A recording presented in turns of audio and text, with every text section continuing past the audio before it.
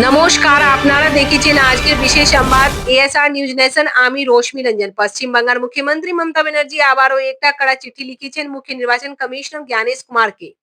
Voter list এর special intensive revision বা সার প্রক্রিয়া নিয়ে তীক্ষ্ণ আক্রমণ করেছেন তিনি।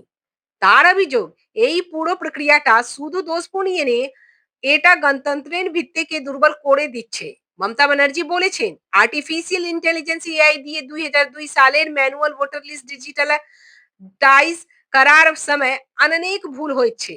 এই যান্ত্রিক পদ্ধতির জন্য আসলি ভোটদের নামে অনেক বিসঙ্গতি বা লজিক্যাল ডিসক্রিপেন্সি দেখা দিচ্ছে। মুখ্যমন্ত্রী প্রধান আপত্তি হলো এআই আর ভুল এআই টুল ব্যবহার করতে সময় ভোটারদের তথ্যে ওলট পালট হয়ে গচ্ছে।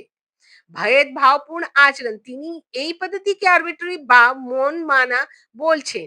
তার মতে এটা মানুষকে ভোটার লিস্টে সামিল করার চেয়ে বাদ দেওয়ার কাজই বেশি করছে। কোনো রসিদ নেই, মানুষ যখন নিজেদের ডকুমেন্ট জমা দিচ্ছে তাদের কোনো অফিসিয়াল রসিদ বা একনোলেজমেন্ট দেওয়া হচ্ছে না। এটা ভারী উদ্বেগের বিষয়।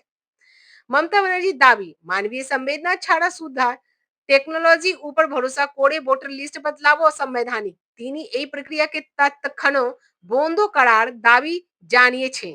আমি কাল যা করেছি as a all India Trinamool কংগ্রেসের চেয়ারম্যান করেছি। তুমি চুরি করে সব মানুষের এসআইআর এর ডাটা তুলে নিয়ে যাচ্ছিলে, সব মানুষের এসআইআর এর ডাটা তুলে নিয়ে যাচ্ছে।